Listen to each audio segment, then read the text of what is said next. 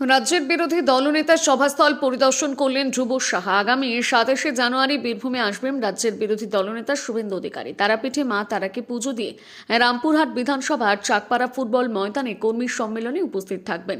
তারপর বীরভূমের সিউড়ি বিধানসভার রাজনগরে আদিবাসী কর্মীদের সমাবেশে যাবেন বিরোধী দলনেতা।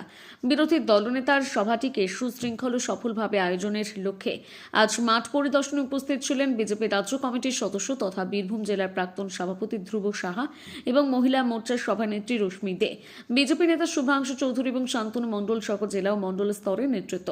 বিরোধী দলনেতা শুভেন্দু অধিকারী কর্মী সম্মেলন রামপুরহাট এবং বীরভূম জেলার সাংগঠনিক শক্তি আরও দৃঢ় করবে বলে মনে করছে বিজেপি নেতৃত্ব।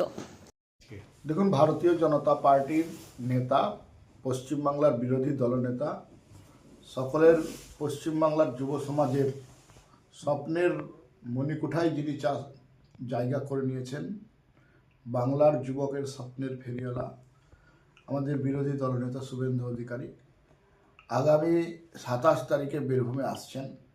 মা তারার কাছে পুজো দিয়ে রামপুরহাট বিধানসভার কর্মী সম্মেলন করবেন এবং পরে সিউড়ি বিধানসভার রাজনগরে আদিবাসী কর্মীদের সমাবেশে উনি বক্তব্য রাখবেন। এই কর্মসূচির জন্য আজকে রামপুরহাটের চাকপাড়া মাঠ পরিদর্শন করা হলো এবং ভারতীয় জনতা পার্টির পক্ষ থেকে একটা সাজে রব তৈরি হয়েছে।